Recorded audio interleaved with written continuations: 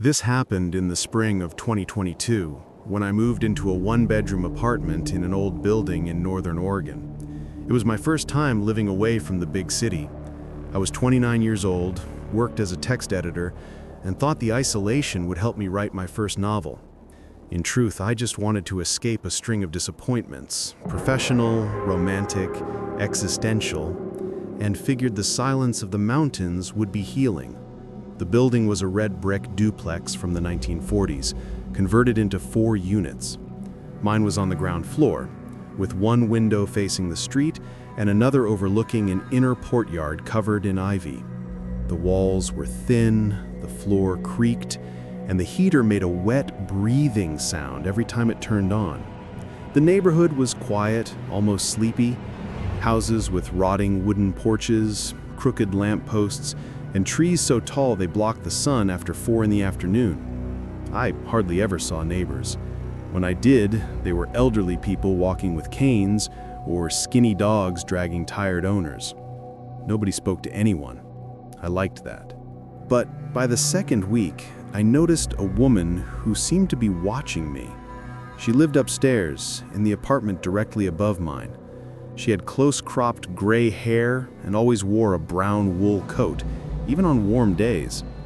I'd see her through the front window, standing behind the curtain, motionless, as if waiting for something. Sometimes, when I came back from the grocery store, she'd be on the building's staircase, pretending to check the mailbox, but hers was on the other side. I got home around 7 p.m. after walking to the library to get a change of scenery. Almost always, as I climbed the wooden steps, I felt she was watching me. She never smiled, never waved. She'd just crack her door open slightly, as if she'd heard my footsteps, and stand there in the gap, silent. I tried to rationalize it. I mentioned it to my brother over the phone, and he said maybe she was just lonely. My therapist suggested I was projecting my anxiety, but there was something about the way she stared at me. Not with curiosity, not with hostility, just with a fixed, almost clinical attention that made the back of my neck prickle. I told myself to stop making up stories, but the more I tried to ignore her, the more I felt her presence, even when I couldn't see her. Then the letters started. It was late April. I'd left the front door slightly ajar to air out the apartment after cooking. When I came back from the kitchen, I found a folded white envelope on the living room rug. It had no stamp, no address, just my name, handwritten in thin, left-slanting script. Inside, a single sentence: "You forgot to lock the door." My heart raced. I checked every window, every lock. Nothing had been broken into, no one had come in, or at least left no trace. I called the building manager, who said it might have been a mistake. "That lady in 2B is a bit odd, but she wouldn't hurt a fly," he said, laughing. That night, I double-locked everything. 3 days later, I found another letter, this time slipped under the back door, the one that opened onto the ivy-covered courtyard. It read, "Your laptop is very loud at night." I froze. I really did work late into the night, typing loudly, thinking no one could hear me. But she could, and she'd been listening for days. I installed an extra deadbolt on the back door and taped the windows with adhesive strips so I'd know if anyone opened them.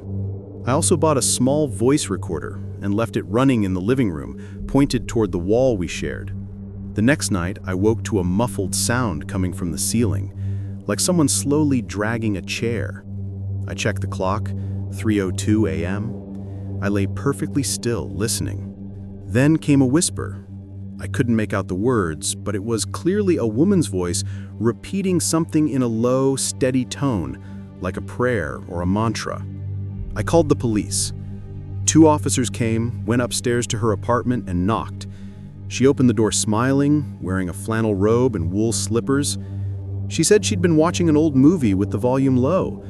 The officers looked at me as if I'd lost my mind.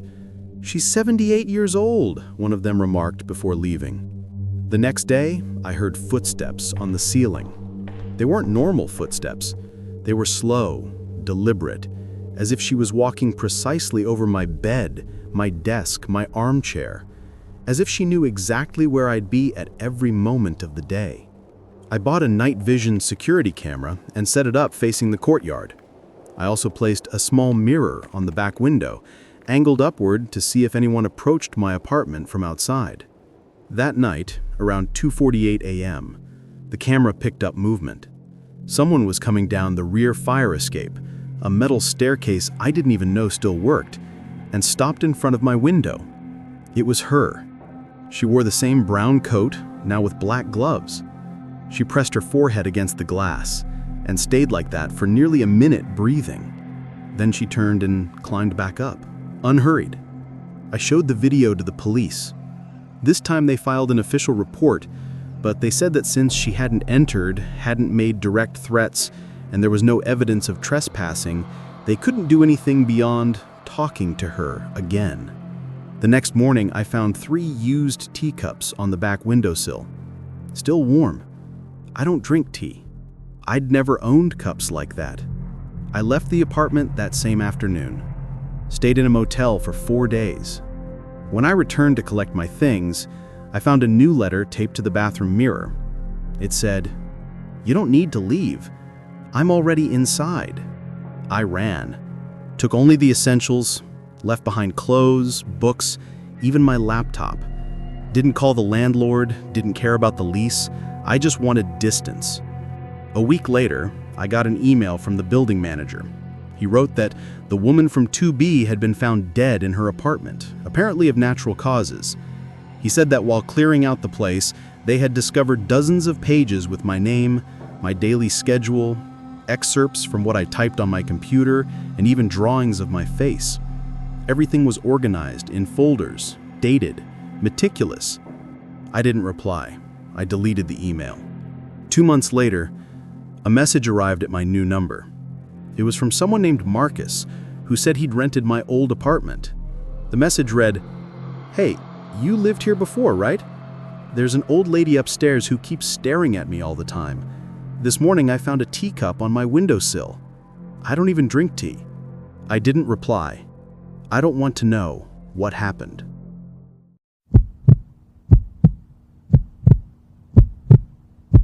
I work for a rural property maintenance company. Basically, we take care of abandoned farms. We repair fences, empty silos, inspect electrical systems, and sometimes even remove dead animals if a place has been unsupervised for too long. It's not glamorous work, but it pays well. And most of the time, it's lonely. You spend entire days on land that no longer belongs to anyone. Sometimes it's melancholic, sometimes just monotonous. But every once in a while, you find a place that feels wrong. This happened in 2012, when I was sent to inspect a property in a remote county in Western Virginia. It was one of those forgotten places, just a locked warehouse, leaning wooden posts, and dirt roads so potholed they looked like craters. The farm itself sat at the end of a gravel path, surrounded by pine-covered hills and constant fog. There were no visible neighbors, just trees and the sound of wind humming through the power lines. According to the records, the property had been abandoned after the owner, an elderly farmer, vanished without a trace. No relatives claimed the land. The electricity had been shut off for nearly 2 years. Our job was to assess the damage, empty the outbuildings, and seal the well. I arrived there on a Wednesday morning around 8:30 a.m. in my pickup truck with all my field gear. From the outside, the place looked undisturbed. Gates chained shut, barn windows intact, roof without leaks, just tall weeds covering the driveway. I had to cut the padlock with bolt cutters because it was rusted shut, but once inside the yard, everything seemed normal. Still, damp air, rusted tools hanging on the walls. That's when my radio crackled. It surprised me because I had no signal there. I'd tested it before leaving the main road, just static. Yet the device clearly emitted a sound. "Anyone there?" I didn't respond. There was no call sign, no identification, just that muffled voice as if coming from a distant walkie-talkie. I began the inspection. I always start with the main barn, photographing every corner. Inside, it was full of old equipment, hose, buckets, empty seed sacks. It reminded me of my uncle's farm. tools obsessively organized, shelves labeled by hand, wall clocks frozen in time. In the corridor between the barn and the house, there was a strange smell. Not decay, more like wet earth, motor oil, and something faintly sweet, like old honey. There were 3 smaller structures. One was an empty storage shed, except for a rotting straw mattress. Another was clearly an office, yellowed papers on a wooden desk, and a calendar hanging on the wall, stuck on March 2019. On closer inspection, I noticed a bulletin board covered in hand-drawn maps, with red circles marking certain spots on the property and notes like, "Do not enter after sunset," and "Do not listen to the bell." I moved on. In the man house, there was a shortwave radio sitting on the kitchen table. I remember stopping and staring at it for a few seconds because I hadn't seen one of those in decades.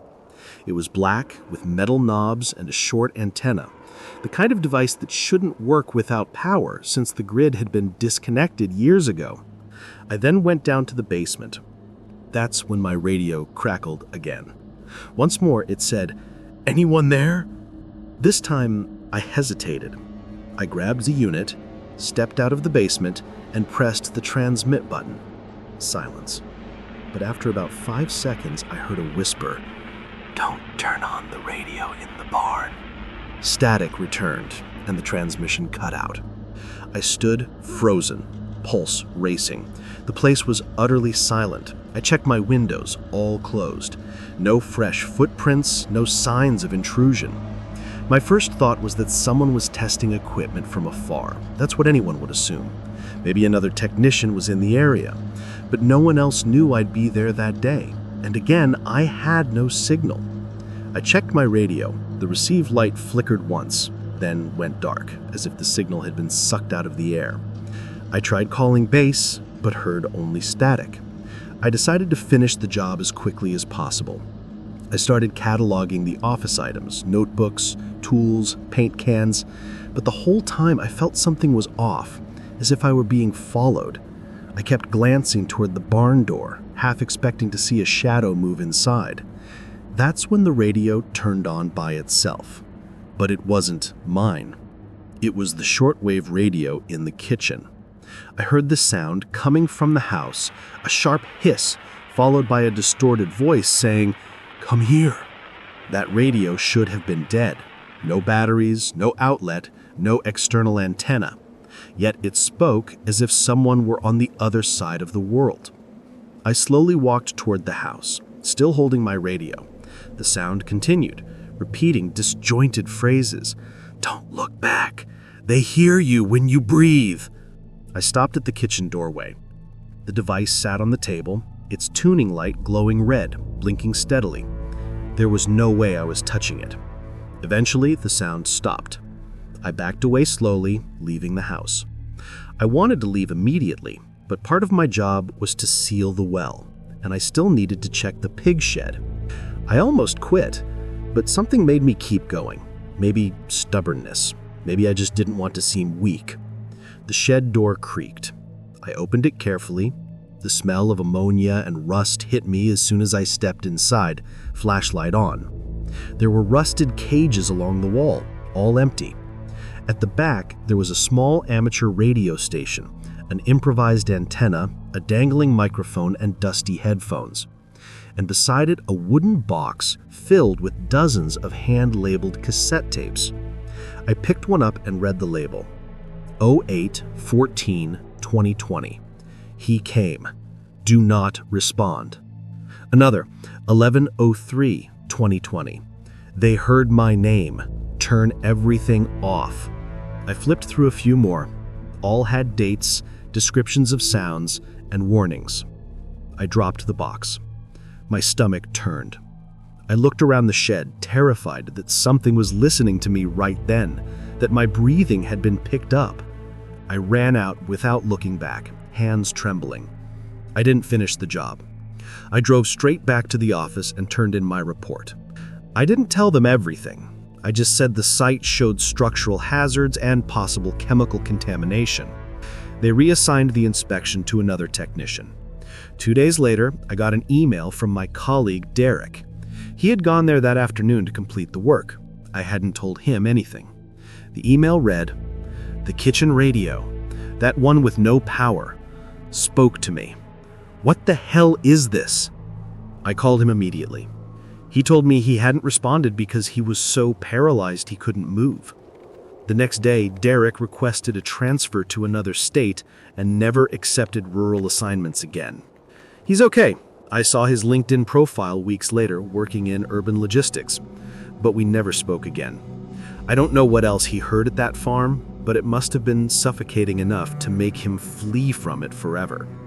My supervisor even contacted the local sheriff after Derek left. The officers searched the place and found no one. Everything about that property, from the absolute isolation and the obsessively organized objects to the voices on the radio, that whisper on my device, and that damn thing speaking on its own, felt like I'd stepped into a nightmare that still hasn't ended. I swear it could only have been one of two things: a macabre and meticulous simulation, or an equally meticulous trap.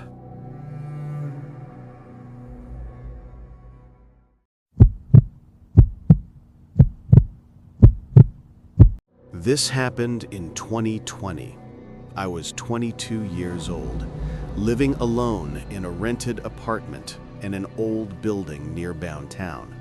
It wasn't a modern place, just a ground floor studio with cracked plaster walls, windows that never quite closed, and a small built-in closet under the entryway stairs. But it was cheap, and it came with a shared basement that all residents could access through a door in the ground floor hallway. I used that space to store boxes of old books, camping gear, and things that didn't fit in the apartment. I moved in that summer, and for the first few months, nothing strange happened. The building had its quirks. The elevator groaned like it was about to collapse, and the kitchen faucet made a dripping sound even when it was fully turned off. But nothing unusual for a 1950s building. The only part I didn't like was the shared basement. The door was at the far end of the hallway, opposite my unit. It was heavy metal, with an old lock that squeaked when turned.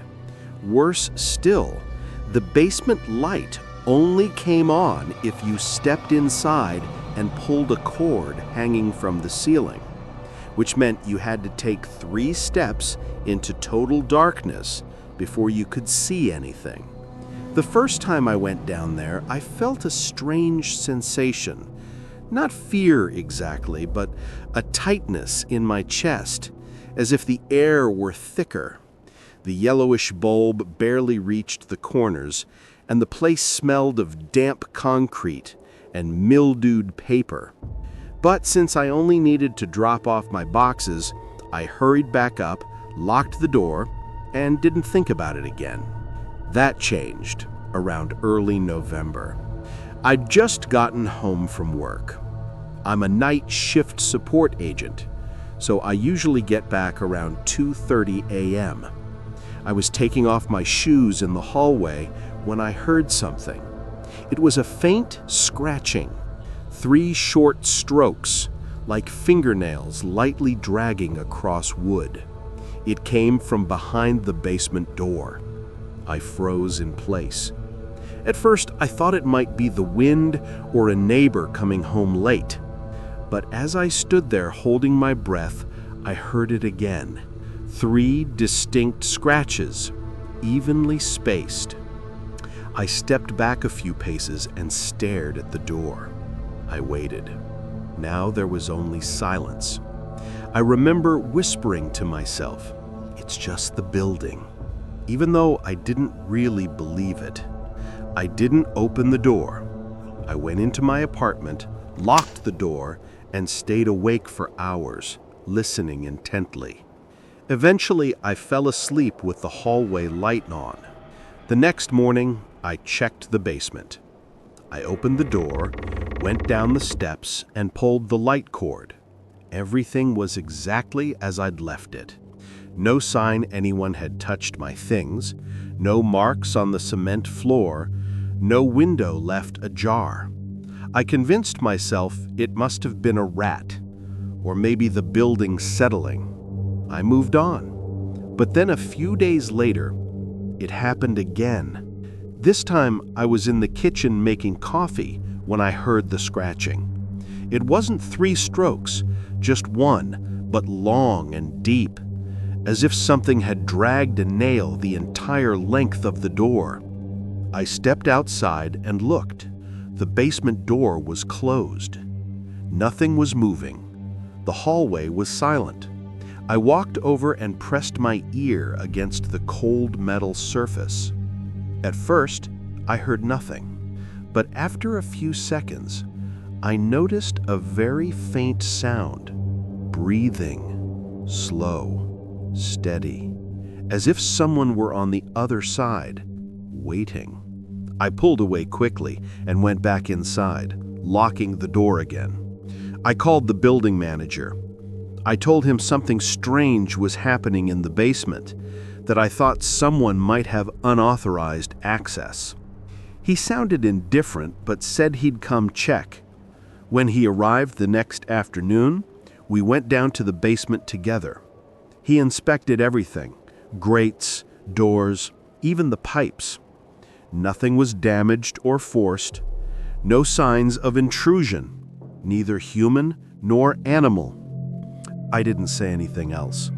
I didn't know how to explain what I'd heard, and I didn't want to seem paranoid. The following week, everything stayed quiet. I started to think maybe I was just overwhelmed.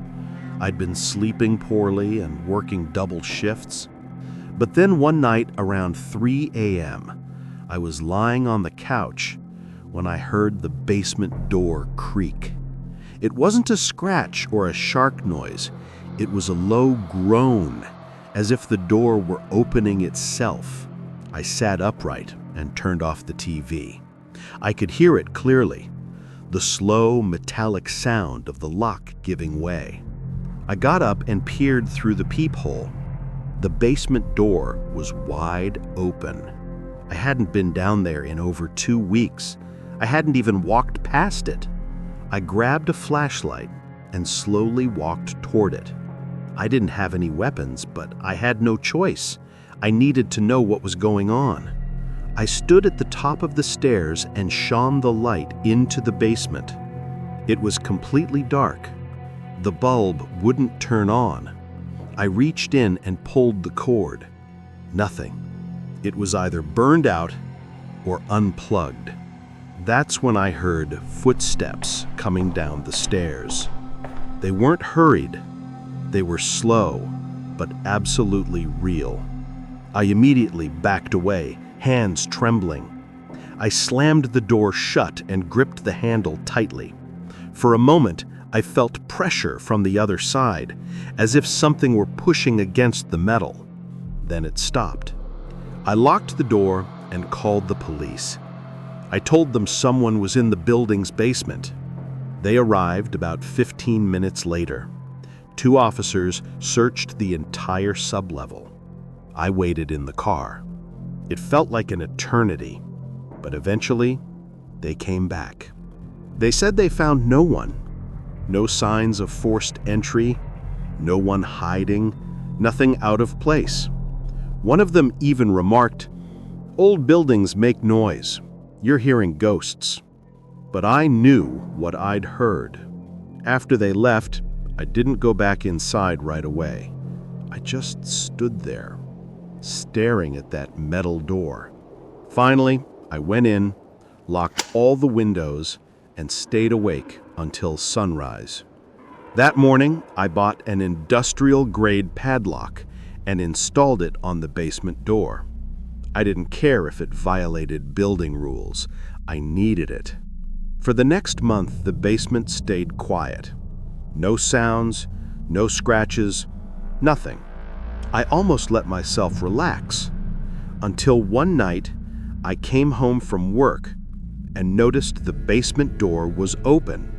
Not just unlocked, the padlock was on the floor, twisted, The door itself was slightly ajar. I hadn't touched that door in weeks. I still had the key to the padlock in my pocket. I stood there, staring at it, and for the first time, I realized something. Every time this happened, every noise, every scratch, it always occurred at night, when I was the only one awake in the building. I didn't go down. I couldn't. I packed a bag, left the apartment, and stayed at a coworker's place for a few days. When I returned, I nailed boards across the door frame. I even shoved an old cabinet against it. I didn't care if the manager complained. I just couldn't look at that door anymore. A few days later, around 2:45 a.m., I was lying in bed when I heard a sound I still can't explain. It was a voice, not loud, not even like someone speaking. It was more like the barely audible whisper of dry lips moving, coming from somewhere beneath the floor, directly under my mattress. That was enough. I called the police again. They came, did their inspection, and once more found nothing. So I packed everything except the stuff in the basement and left. I didn't even wait for my lease to end. I don't know what was in that basement, and I don't want to know. All I can say is that sometimes, when I'm awake at night in my new apartment, I think about all of it, and I wonder, if I just waited a little longer, what would have come up those stairs?